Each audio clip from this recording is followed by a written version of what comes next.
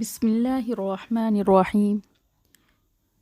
Office میں کام کی زیادتی کی وجہ سے اٹھتے اٹھتے لیٹ ہو ہی گیا۔ انتہائی ترین کوشش تھی کہ افطار گھر والوں کے ساتھ کر سکوں۔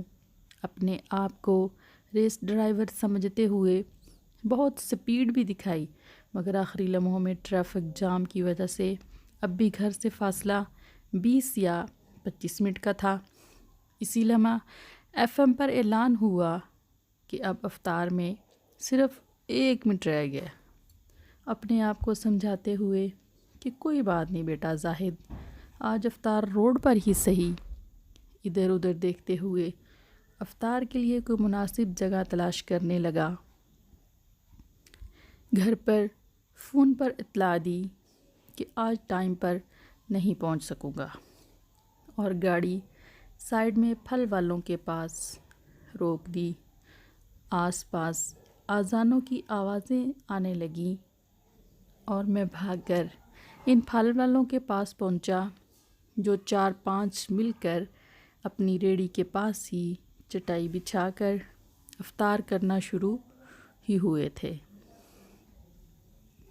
جیب سے پیسے نکال کر ان سے کچھ کھجوریں طلب کیں تو ان میں سے ایک خان صاحب ناراض ہوتے ہوئے بولے، او خوچا، افطار کا ٹائم ہے، تم ہمارا مہمان ہے، بابو صاحب برا نہ لگے تو تم ادھر ہمارے ساتھ ہی افطاری کرو یارا۔ میں ان کے خلوص پر حیران ہوا اور شوز اتار کر وہی آلتی پالتی مار کر چٹائی پر بیٹھ گیا۔ خود کھانے سے زیادہ وہ مجھے دیتے رہے۔ روح افزا کا گلاس، لسی، کھجور، پکوڑے۔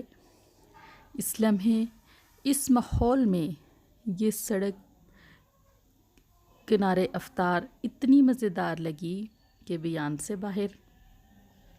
افطار کے بعد انہی کے ساتھ وہیں صف بچھا کر نماز کی ادائیگی کے بعد ان کا شکریہ ادا کر کے جانے لگا تو ایک خان صاحب نے بڑی محبت سے کہا، بچہ صبر، ہم نے چینک منگایا ہے۔ اے یارا، وہ تم پی کر جائے گا تو ہم غریب لوگ کا دل خوش ہو جائے گا۔ چند لمحوں میں چائے بھی پہنچ گئی۔